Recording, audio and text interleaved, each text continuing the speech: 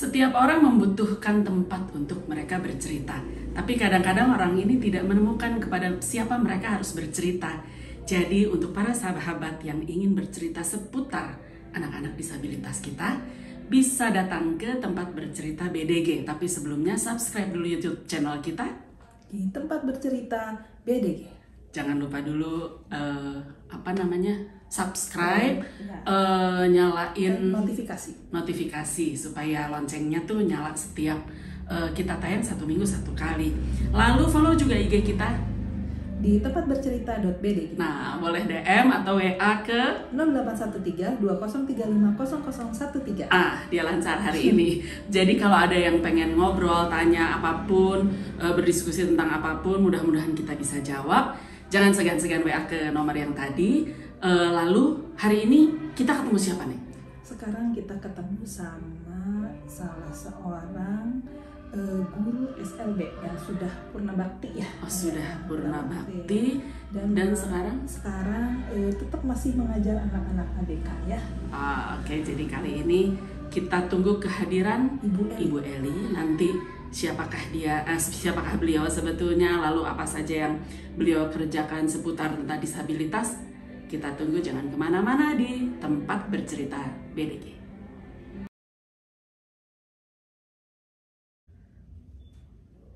Jumpa lagi di tempat bercerita BDG. Sekarang tamu kita sudah datang sesuai yang tadi kita sampaikan, namanya adalah Ibu Eli. Nah, saya pertama kali ketemu Ibu Eli ini saat beliau menjadi seorang pengajar di SLB YPLab Wartawan. Ya, kita pernah ngobrol sama kepala sekolahnya. Ibu Is. Ibu Is. Waktu itu karena satu dan lain hal jadi nggak sempat ngobrol sama Bu Eli. Sekarang kita ketemu Bu Eli di sini. Nah, pertama kali yang saya pengen tanya dulu, Ibu Eli ini sudah paripurna ya, tugasnya sudah pensiun baru ya beberapa waktu lalu. Yang pengen saya tanya pertama kali, kenapa mengajar di SLB? Awalnya tuh saya kan waktu itu belum tahu ya tentang SLB itu seperti apa. Dulu di zaman saya kuliah Kuliahnya di mana? Di IKIP, dulu namanya IKIP. Iya, sekarang oke. ya. Nah, dulu tahun 1983 saya mulai cari-cari kuliah, cari SMA, lulus SMA. Ada temen nih katanya ini ada jurusan nih namanya jurusan pendidikan khusus. Saya belum tahu itu apa. Saya masuk ke situ. Kenapa belum tahu masuk? Karena begini, itu enak waktu saya masih muda kan, kita tidak berpikir, saya khususnya gitu belum berpikiran saya setelah dewasa saya harus begini belum. Belum ada. Yang penting mah kuliah. Iya, jadi belum berpikir secara matang kuliah itu mau masuk kemana. Tapi saya tuh karena memang keinginan di seni, jadi akhirnya saya mengambil jurusan kedua. Satu PKH, keduanya seni. Saya pikir di jurusan yang dulu namanya PKH ya, pendidikan khusus dulu tuh. Saya pikir di pendidikan khusus saya tidak akan keterima, tapi di seni saya yakin saya akan keterima karena memang saya sukanya di situ. Jadi dijadikan pilihan kedua. Saya pikir ini pasti saya diterima di pilihan kedua. Ternyata di pilihan pertama saya keterima. Wah, saya bilang ini di pilihan pertama saya keterima, gimana ya? Saya kan maunya yang kedua gitu, yang di seni itu. Tapi udahlah saya jalani aja lah. Alhamdulillah gitu saya jalani kuliah. Nah, ketika pertama kali kuliah, ternyata seperti ini. Nah, apalagi ketika itu tugas-tugas untuk datang ke sekolah, kita ada namanya observasi. Nah, ketika melihat itu timbul keraguan awalnya, keraguan dalam diri saya mampu apa tidak. Begitu ketika saya melihat, ternyata ini anak-anak PK itu seperti ini. Saya sering observasi. Ceritanya saya lulus. Begitu saya lulus, saya diberi tugas untuk mengajar di sebelah SLB dengan SK, langsung diangkat. Jadi di Bandung? Di Bandung, di Banjaran tuh yang namanya SLB YPLab juga, tapi Banjaran. Saya masuk ke situ. Di bulan pertama saya bingung, ini anak harus diapain, karena begitu saya masuk di situ, saya diberi anak-anak yang betul-betul hiperaktif, sulit sekali diarahkan. Dia punya tahun berapa ya? Itu tahun 1987. Tapi belum booming masalah autis kali ya tahun segitu ya? Belum. Kata itu belum ada. Belum. Saya tahun 1987 saya sudah mengajar di Banjaran. Nah, saya diberi anak yang betul-betul hiperaktif sampai saya bingung mau diapakan ini. Setiap pintu membuka, dia lari, saya harus kejar-kejar. Sebulan itu masa berpikir, mesti gimana ya. Nah, tapi lama-lama menemukan cara sendiri. Jadi sepertinya ilmu yang di perkuliahan itu bukan tidak bermanfaat ya. Jadi sepertinya tidak ada di perkuliahan. Ya. Jadi kita menemukan Di lapangan trik berbeda ya, sendiri begitu. Learning by doing. Seperti itu. Nah, tapi karena saya mungkin pada dasar memang saya ada rasa cinta sama anak mungkin ya, dinikmati. Nah, sekarang alhamdulillah bersyukur barokah banget saya mengajar di SLB itu. Bersyukur nggak keterima di pilihan kedua. Iya, tapi jadi ada manfaat ini. Saya kan punya keinginan ingin mengajar di seni dan saya punya kemampuan itu. Jadi saya terapkan di anak-anak SLB. Jadi alhamdulillah akhirnya ya. Alhamdulillah kan. Kalau di SLB itu kan tidak ada guru khusus seni, khusus olahraga, tidak ada. Jadi saya merangkap ya. Saya merangkap sebagai guru olahraga juga, guru seni juga begitu. Jadi Bu Eli ini berarti ngajarin angklung juga, ya, ngajarin seni tari juga. Jadi all in. Iya, seperti itu kan di SLB seperti itu rupanya. Tapi kalau sekarang tuh udah banyak orang yang melirik dari jurusan-jurusan lain yang ingin guru di SLB. Jadi misalnya jurusan seni yang ngajar seni tapi di SLB begitu ya. Nah, Bu Eli selama di SLB berarti Bu Eli sempat berpindah-pindah. 1 kali saya pindah. Oh, dari Banjaran itu kemudian ke Wartawan. Kebetulan Banjaran dengan SLB di Jalan Wartawan ini satu yayasan. Di bawah satu yayasan. Nah, ketika saya mendapatkan SK CPNS, saya ditempatkan di Banjaran. Saya di sana hanya 2 tahun, kemudian ditarik ke Bandung di Jalan Durma. Makanya namanya SLB Durma.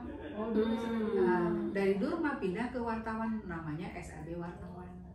Loh, Bu Eli, berarti SLB ini adalah milik pemerintah? Bukan, Yayasan swasta. Karena ini swasta. Kenapa Bu Eli CPNS? Iya, karena kan kalau guru itu istilahnya tuh di SN tuh DPK, diperbantukan. Jadi saya ini pegawai negeri tapi diperbantukan mengajar di sekolah swasta. Apakah memang terjadi seperti itu sampai sekarang? Di setiap sekolah maupun SD, sekolah SD, SMP, SD, SMA. termasuk SD negeri biasa ya Bu ya? Iya, sama. Ya kalau SD negeri mah ya tetap harus maksud saya CPNS. di Maksudnya SD sekarang swasta maksud saya. Iya. Ada juga. Pokoknya sekolah guru itu ada istilah namanya DPK. DPK itu diperbantukan atau dipekerjakan di SLB atau di sekolah swasta. Tapi yang bergajinya dari pemerintah. Oke. Tapi hanya sebagian ya kalau di sekolah swasta. Maksudnya tidak semua guru di sekolah swasta itu adalah PNS. Ya, ada yang memang bersukuan gitu, ada. Jadi non PNS. Tapi di semua sekolah, baik itu sekolah negeri atau swasta, ada PNS-nya. Ada. Begitu. Di sekolah negeri juga ada non PNS-nya. Ada PNS-nya. Ya. Kalau di sekolah negeri memang gitu. Ada PNS, ada PNS, ada PNS. Apa itu yang dibilang guru honorer Ya, itu. Itu. Non PNS, guru honorer. Non PNS. Ya. Kalau di sekolah negeri. Di sekolah swasta juga sama. Di sekolah saya ada non PNS-nya, ada beberapa orang. Begitu. Jadi yang non PNS ini yang menggaji yayasan. Sekolah, iya yayasan. Tapi kalau PNS yang menggaji adalah pemerintah. Ya, mengerti baru. Nah, apakah kira-kira ada perbedaan yang signifikan nggak Bu? Saya tadi sebutkan begini. Pada tahun 87 kita belum mengenal kata autis. Jadi Bu Eli yang tadi cerita anaknya hiperaktif itu mungkin autis, itu mungkin ASD atau ADHD atau apapun lah ya. Dan tata laksananya belum ada, pasti pada zaman itu. Nah, belakangan setelah Bu Eli mengajar terus gitu sampai tahun-tahun terakhir, dibandingkan dahulu, apakah tata laksana itu berbeda atau tidak? Tentu berbeda. Berbedanya gini kan, kita ini mengalami beberapa perubahan-perubahan sesuai dengan perkembangan zaman. Begitupun dengan cara kita melayani anak-anak. Jadi kalau kita sebagai guru itu setiap hari, setiap saat, setiap waktu itu harus belajar terus sesuai dengan perkembangan zamannya gitu ya. Kalau dulu ketika saya tahun 1987 itu mengajar, saya hanya mengenal waktu itu tunagrahita, tunarungu, tunararas, tapi autis pun sudah sedikit-sedikit disinggung karena kami waktu itu punya ketua pelaksana harian namanya Pak Samsi ya. Beliau ini pakarnya anak-anak luar biasa. Nah, beliau tuh sudah mengutarakan kepada kami bahwa ini adalah anak autis. Sempat itu di tahun 1987 berarti sekitar 89 90 lah. Saya pindah ke wartawan atau dulu kan namanya Durma gitu ya. Nah, itu kebetulan anak saya gitu ya, yang siswa saya yang autis itu. Tapi waktu itu saya autis itu belum booming seperti sekarang. Jadi kami mengetahui tentang autis tapi sedikit. Nah, itu Pak Samsi itu yang selalu memberikan informasi kepada kita. Pak Samsi, beliau itu dulu dia sebagai dosen di SGPRB, tapi dia ilmunya itu betul-betul tentang anak luar biasa itu, terutama autis gitu ya. Sepertinya beliau tuh punya gitu ya. Seperti ilmu-ilmu mengenai bagaimana cara mengajarkan anak-anak dari segi lokomotor, kemandirian, terus okupasi. Nah, itu beliau punya gitu. Jadi kami kalau zaman dulu kan kurikulum tidak ada kurikulum itu, beliau lah yang membuat. Jadi kami melaksanakan pembelajaran di sekolah menggunakan kurikulum itu. Dan autis waktu itu ada murid saya. Nah, autis itu waktu itu dia kalau di dalam ada lingkungan orang banyak, diem tidak berbicara. Ketika di kelas pun sebenarnya tidak ada komunikasi. Tapi lama-lama saya mengajar di situ sudah berapa tahun ya dengan anak tersebut. Ada 3 tahun, 4 tahun, mungkin sudah tahun keempat baru dia ada usaha keluar. Wah, saya kaget, ini anak bisa bicara, kok bisa memanggil saya gitu. Nah, Pak Samsi menjelaskan bahwa ini adalah anak autis katanya gitu. Tapi anak autisnya yang dia punya kemampuan sebetulnya bagus, cuman karena waktu itu seperti dia itu tidak bisa bicara, tidak mau komunikasi, motoriknya juga sepertinya kaku, padahal dia mampu. Begitu. Nah, ketika dia di rumah, dia banyak cerita sama ibunya. Di sekolah yang dia lihat, yang dia rasakan, bercerita sama ibunya. Tapi ketika di luar dia tidak cerita. Berarti dia rekam tapi ya. Begitu. Nah, jadi autis itu sejak saya mengajar tahun 1990 sudah ada, tapi tidak se-booming sekarang dan mungkin belum begitu dipelajari secara detail bagaimana cara menghadapi autis. Apa sih autis itu? Kenapa anak seperti ini? Bagaimana caranya? Nah, belum. Nah, semakin kemarin semakin digali kan oleh para ahli juga, oleh kedokteran, oleh para ahli akademis juga kan. Wah, menarik ini. Kita potong sebentar, masih di tempat bercerita BDG.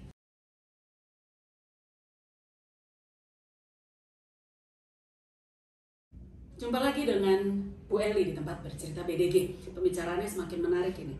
Nah, yang saya pengen tanya lagi ya Bu, setiap anak ini kan mau anak reguler, mau anak disabilitas, dengan keunikannya masing-masing ya Bu ya. Tapi Ibu punya nggak pengalaman yang paling luar biasa gitu selama Ibu mengajar, yang tetap keinget gitu sampai sekarang? Banyak. Oh, banyak. Banyak. Saya kan ngajar itu sudah cukup lama ya, kurang lebih 36 tahun. 36 tahun. Berarti Iya. sekarang guru anak didik Bu Eli ada yang umurnya sudah menikah gitu. Ya, 36 tahun yang lalu. Nah, dulu kan saya punya siswa yang dia punya kelainan emosi. Jadi setiap hari ngamuk terus di sekolah itu. Ngamuknya itu sampai banting-banting kursi, meja gitu. Nah, Ngeri. tapi entah kenapa kok ya begitulah. Jadi sepertinya ketika perjalanan saya mengajar lama bertahun-tahun itu menemukan trik-trik sendiri. Jadi ke anak A dengan anak B itu berbeda. Begitu. Nah, ketika menghadapi anak yang ngamuk itu, dia ngamuk setiap jahil, ngamuk, suka, pokoknya yang namanya jahil itu suka mencelakakan orang lain gitu ya, itu si anak teh. sekali waktu dia pengen pulang, kekeh pengen pulang, pengen dijemput sama ibunya. Telepon katanya, mama nomor teleponnya mana? Kan Bu Eli tahu, kata telepon aja, kan ibu nggak tahu. Gimana kalau nanti nyambungnya polisi? Oh dia ngamuk, nggak ada pokoknya. Anterin pulang, hujan nanti. Oh kekeh, ya saya anterin pulang. Kita naik beca yuk, nggak mau jalan kaki. Rumahnya itu di sekitar Karangpawilang, masih ke belakang, nggak jauh lah. Ya, jauh dari Surabaya saya. Hujan namanya Adam hujan. Nggak apa-apa, jalan kaki aja. Udah jalan, udah jauh, udah sampai ke Karangpawilang, ada tukang beca kan. Udah gitu teh, ibu dadah, pulang dia lari sendiri. Saya bengong aja, Adam, nanti tunggu ibu, dadah ibu. Dia udah tahu Setelah itu tukang beca, ibu biar aja udah tahu rumahnya, sana dia udah bisa sendiri. Saya minta antar. itu sebelumnya tuh ngamuk, nangis pokoknya. Nggak bisa dilerai sama siapapun gitu. Kekeh pengen diantar sama saya antar gitu si Adam. Kalau untuk cerita Adam ini saya tuh keingetan sampai sekarang tuh ada beberapa kejadian ya, karena dia suka ngamuk ya. Nah sekali waktu dia nangis ngadak itu mah, sampai guru-guru gue itu gimana, biarin aja. Itu udah dia ngamuk, udah nangis, udah duduk begini, saya samperin duduk. Saya nyantai aja, pokoknya jadi kita tidak terbawa emosi dia, dari raut wajah, dari gestur tubuh menunjukkan ketenangan gitu. Tenang, dah udah selesai nangisnya. Dari ibu mah dulu kalau nangis ngamuk teh sok capek dah, suka pengen minum, ambil air minum, enak, mulai reda tuh, mau minum, mau nih kasih, tang cerita dari ibu mah kalau udah ngamuk teh capek, suka pengen makan, ambil saya nasi, dibuka, bungkus, enak, capek habis ngamuk, habis nangis capek, udah gitu. Sama apa makan? Belinya di mana? Itu di situ. Mau beli lari dia. Sampai-sampai itu guru-guru teh nanya sama saya. Diapain gitu?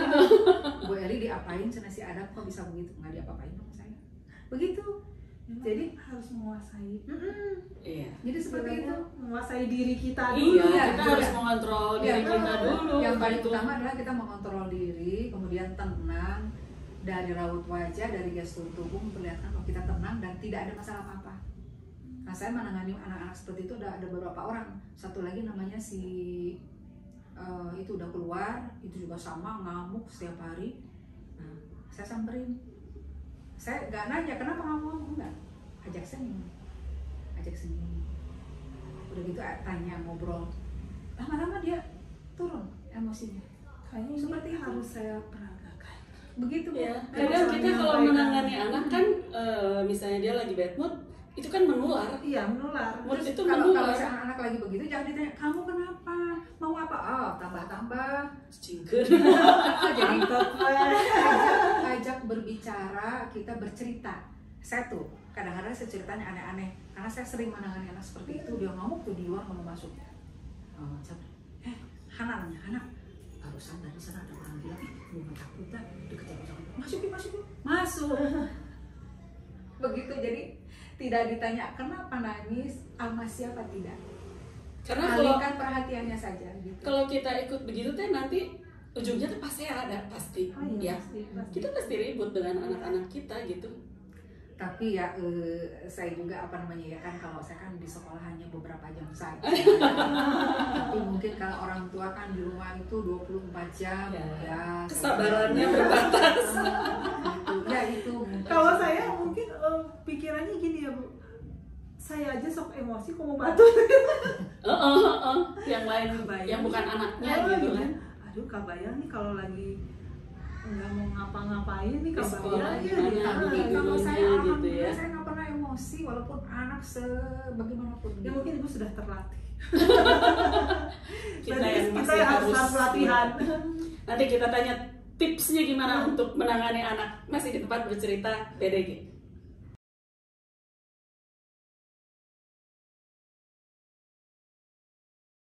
Masih dengan Bu Eli di tempat bercerita BDG. Nah, saya berpikir gini ya Bu Eli, kan normalnya kita dengan normalnya mereka berbeda ya. Iya tentu. Jadi yang kata kita, kok gini sih? buat mereka itu biasa-biasa saja. Mungkin mereka yang melihat kita aneh. Berarti menyamakan persepsi itu yang harus sama ya. Dari mulai aturan, dari mulai rutinitas segala macam kita harus samakan persepsi kita. Nah, tadi juga saya dengar Bu Eli sempat cerita 36 tahun mengajar, lalu ada murid-murid yang bahkan sudah menikah gitu. Jadi disabilitas apa saja yang pernah Bu Eli tangani? Banyak, ada tunagrahita, ada tunarungu, autis juga, terus ADHD juga pernah saya ajarin. Berarti kalau Rumah bisa berkeluarga ya? Bisa. Netra bisa. Nah, itu ya. tapi ini yang tunagrahita pun bisa. Karena waktu itu pengalaman saya di tahun 1900-an ya, 1995 lah. Ada siswa tunagrahita itu satu keluarga ada 2 orang. Nah, tetapi dia memang orang kaya, sama ibunya dinikahkan. Tapi yang perempuan itu dinikahkan karena dari segi postur tubuh dan sehari-hari udah bagus, cantik, tidak orang tidak akan menyangka kalau dia tuh punya kekurangan di IQ gitu. Nah, tapi ketika diajak ngobrol baru kelihatan sama ibunya dinikahkan, difasilitasi mulai dari rumah, toko dan sebagainya, dan dinikahkan dengan orang yang tidak punya masalah di IQ. Nah, mungkin ya, kita tahu ya, ketika sudah berjalan pernikahan mungkin kan yang namanya rumah tangga itu bukan hanya sekedar ini ya, tapi ada satu di mana harus ada saling silang pendapat gitu ya, saling memberikan masukan dan sebagainya. Ketika diminta pendapat harus tahu, ketika dibawa keluar mungkin harus bisa juga beradaptasi dengan lingkungan luar. Nah, barangkali mungkin ini tidak bisa, akhirnya cerai, sama suaminya diceraikan gitu, dan suaminya suami normal. Nah itu saya tuh selalu berpikir begitu ya. Kalau dengan yang tidak tunagrahita lagi, motifnya banyak gitu kan dari si pasangan. Saya kan pernah ini ya, ikut di seminar dari, tapi memang dari Jepang sih yang memberikan. Tapi itu sebetulnya untuk anak autis ya. Tapi saya punya pendapat tidak harus karena anak autis, anak tunagrahita pun apabila misalkan dia misalkan ada keinginan untuk berumah tangga dan sepertinya mampu ya, kenapa kita tidak gitu, kita nikahkan saja, tetapi difasilitasi, dibimbing mulai dari kehidupan sehari-harinya, kemudian di KB supaya tidak punya anak, pokoknya harus dibimbing terus sampai selesai, sampai terakhir gitulah. Itu waktu itu saya mendapatkan seminar dari Jepang seperti itu. Kan kalau anak-anak autis itu kebanyakan dia hidupnya lebih cepat muncul dibanding dengan usia. Tapi gitu. kan maksudnya di sana ya, yang itu tuh ini kan untuk tidak memiliki anak ya, Bu? Iya, diberi KB gitu. Iyalah, kalau punya anak tambah lagi masalah ya. Aduh, saya gitu. Kalau ketika anak-anak kita kecil, paling permasalahannya menangis ingin sesuatu, ingin makanan, ingin mainan, ingin apa. Tapi ketika anak kita sudah menjelang dewasa, masa puber, ada satu kebutuhan yang tidak bisa kita berikan. Nah, kebutuhan itu memang muncul dari dalam diri sendiri, itu sudah anugerah dari Tuhan dan Allah ya, bahwa setiap manusia itu diberi kebutuhan biologis. Itu di anak-anak kita pun ada itu. Iya. Saya berpikir kan situ. Ada. Nah, ketika bagaimana caranya ketika anak kita sudah mulai masuk ke masa-masa itu.